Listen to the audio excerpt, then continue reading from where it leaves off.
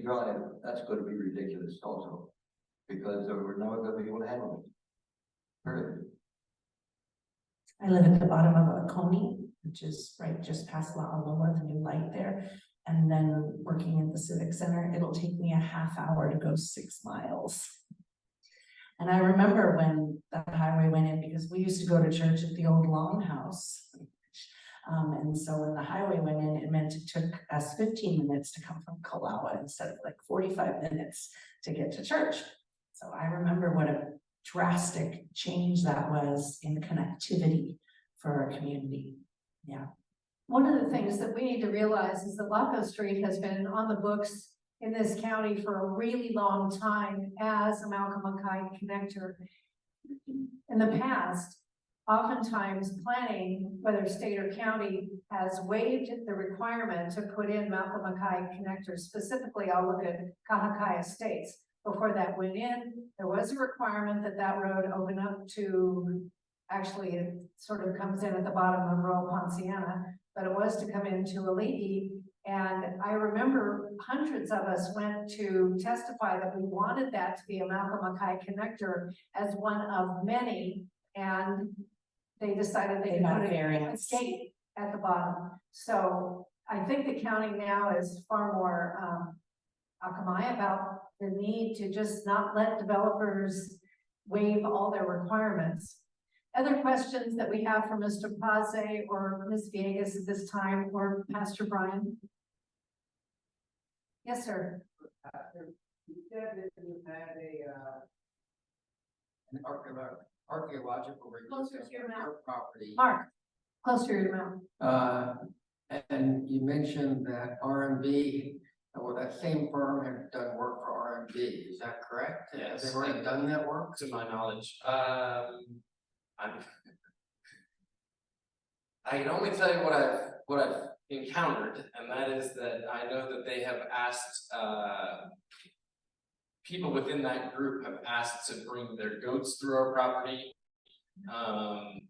in order to eat down different areas of it, to get further studies done. So in the 6 years that I've been here, it seems as if things have moved, which is, again, and I was trained as a chess player when I was a kid. One of the reasons that I'm concerned about these 2 acres is because of the potential of Lako Street getting developed. I don't want to get caught with our pants down, not prepared to do something, because they actually have to go through our land in order to make Lako. And so, well, there's some chess involved in it.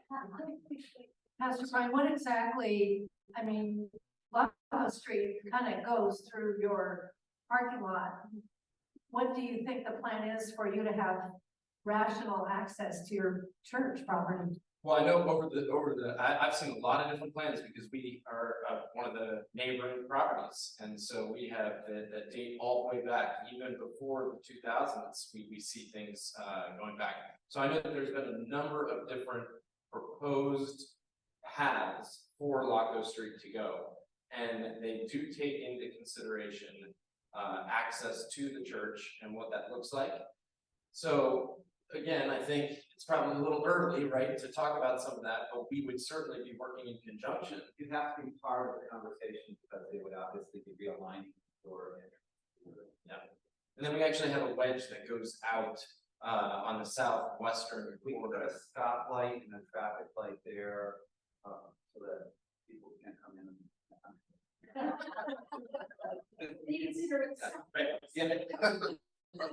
Brian, you get the control. Great. Yeah. No, does that answer your question? Not really. Okay. I'm trying to figure out if they've already done a review, an archaeological review on the 140 acres. So if you, I don't think they have on the new 20 acres that they purchased, because we were offered that 20 acres. And I counter-offered by saying you could donate it to us, we'd be happy to receive it. But they chose to sell it to the Canadian, and there was 120 some water units on that land that he's now got access to for his other full 140. It really benefited him a lot, even if he can't develop that 20 acres. So, what's that? Who's the seller? Nearon. They were, Neron actually has land right off of, in the Sunset area, they have developed land up there, and they're a California-based company. So, I don't think anything's been done on this 20 acres, but I do know that they have been over here working and doing some archaeological stuff over there. It's also just my understanding that Jerome Kanuha has been working as a liaison for, that's somebody that would be in the discussions with the mayor, working as a liaison for that developer, no secret. So I've been in conversations with Jerome, if you wonder why that name was dropped, it's because he has Kuleana right at the end of what Lako would be. So, and then I don't know if you know, but I think Kai Kahele is related to the Kanuha clan. Yes, so that's why you see the gentleman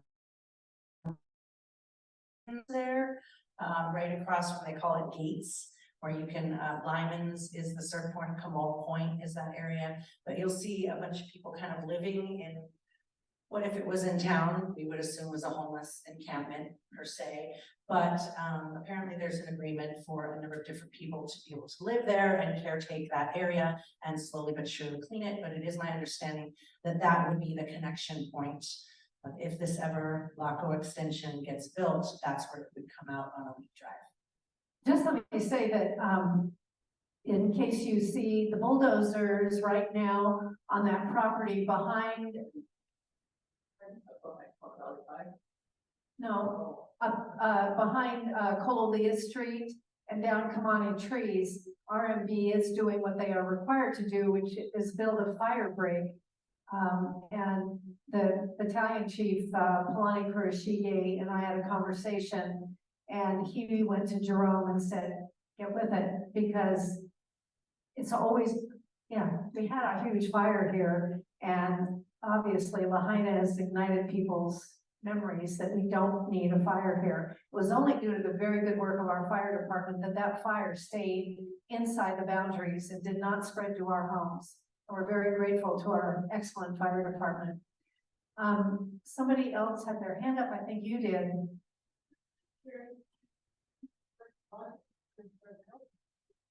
Can we see the archaeological plans?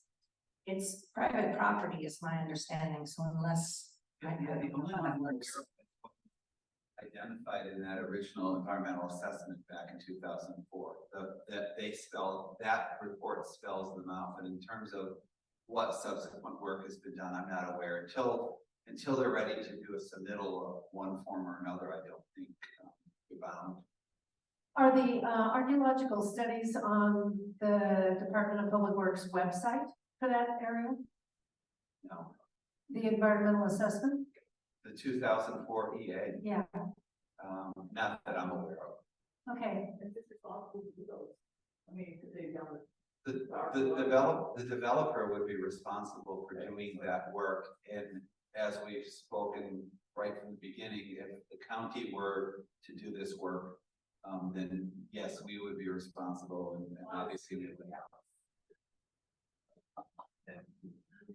I have a copy of the environmental assessment that was done back then. 2004. If anybody wants to borrow it, I'll be happy to loan it as long as you promise to return it. I have it electronically if somebody were to want. I could get it to you. Yes. Oh yeah. It's not posted on our website, but I have it. You know, it's an interesting point, I think, for you to consider, because it sounds like, correct me if I'm mistaken, but it sounds like the county were to do it, they'd have to do new ones. If the private entity, which we are a private entity, and we were advised, we had a number of options that we could do, but we were advised to make nice with the county, do the archaeological study, and submit that with the plans. And so again, we don't have plans for a structure or anything like that, but we would submit it with our grading plan. Okay, so that's what I was going to bring up. So you are bound, if you apply for a grading permit, you're bound to submit your archaeological information, because you cannot, we the county cannot issue you a grading permit unless you have a letter from SHPE that says. Historic preservation.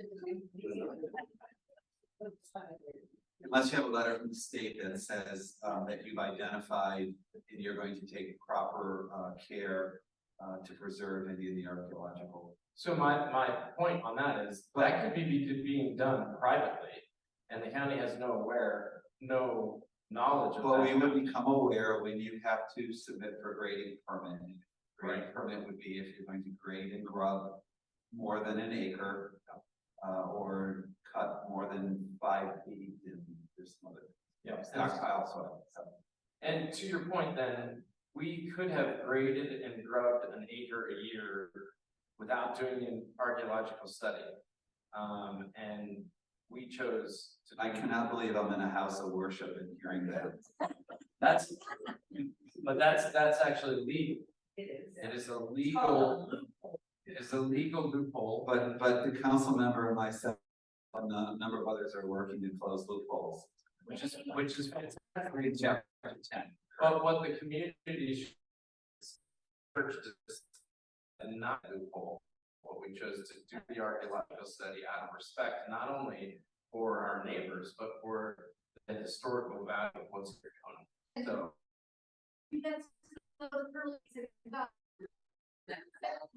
Well, again, there are legal avenues, and so I think, people have their own conscientious ways of justifying certain things, but we chose to try to do, Mr. Pausé and I have, that was one of the reasons he assisted me in dealing with a landowner that continues to do unpermitted work on not zoned property that causes radical damage and shoreline runoff. And Mr. Pausé became director and visited the site and called it out and said, no, this project is, no, this is not Pono, and it has been shut down, and we continue to move through those things. But, And where is that project? let's go with, starts with a B and ends in Olton. That flood mitigation work that was $1 million rock crushing operation to all the subdivisions around, saying what's going on here.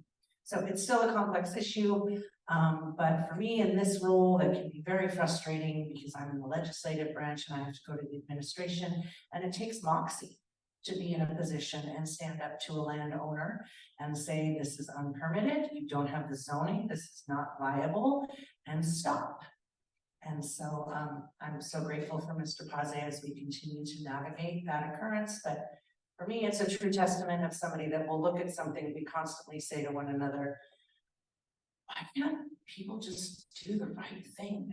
Which brings me back to you, Brian. So thank you for seeing the right thing to do. In Hawaiian, they say, to see the right thing to do and do it. Brenda has a comment. Question. I've been writing to certified letters to RMB for 30 years, asking them to create a fire break on the south side of my house. The trees are hanging over my property, and I've had to maintain them. During the 2016 fire, I went home and got my husband, my cat, and my tax records and got the heck out of there because the fire was headed south, which would wrap around up to my house. Have you got anybody that I can contact to see if we can get a Sounds like Sherry did. Sherry's got the contact with the police, or I'm sorry, the fire department, who could get them to do it. Yeah, we'll get Jerome Kanuha to do it. Same way he maintains the hay out on the property. And just this morning, Rebecca had a long talk with the guy who's doing the work, and we have his business card, so we can certainly pass that information on. And that's his wife, Rebecca. Who wants it? Yes. Yes, we got a lot of Rebeccas in the hood. Exactly. Great, thank you. Any other comments before we really thank these wonderful people for coming, particularly Steve, who came all the way over from Hilo, right? Anything else, Steve, you would like to say? I actually live up north, in Kahala, and I will make the second. I get to work at EOC when things are bad happening, but I would also. What's the EOC? I'm sorry, the Emergency Operations Center. So civil defense, anytime, like right now, we're in the middle of a red flag warning, we got in the morning and we're all activated. But when the wildfires occurred, and again, we were very fortunate compared to the folks in Maui, but up in Kohala, the fire department did an amazing job. They saved houses, they saved all sorts of things. So somebody mentioned earlier what they did in 26.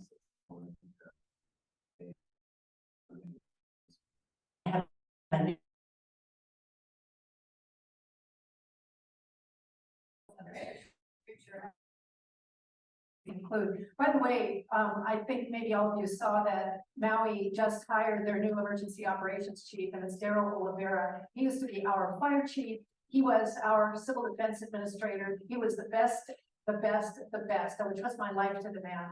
And although we can't fix what happened in Maui before, I can tell you that he will do the best possible job you can imagine. And I'm so sorry we don't have him as our civil defense administrator, just because he's so good.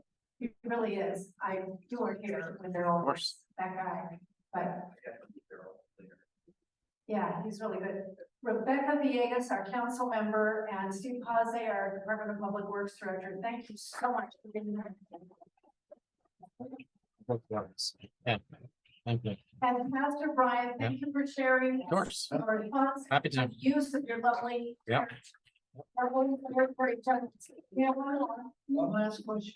So, if all the stars aligned, what is the quickest this Lako Street could go through? I mean, are we talking 6 months or 6 years? So in the absence of speaking on behalf of planning approval and all of those things that have to get done, you're strictly talking about the roadway. You're probably looking at 2 years to do the additional studies as well as the engineering. 2 years, okay? And then from a construction standpoint, probably another 18 months to 2 years.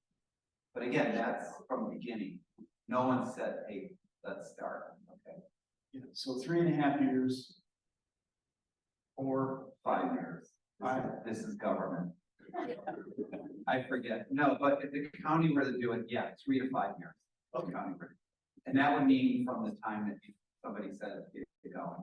But it's still contingent on all sorts of things, including That's the results there's of no the study, gaps, getting the funding. no, no stops. No. Okay. Thank you. Thank you, everybody, for being here. Much appreciated. We're gonna end meeting? Yeah. Okay.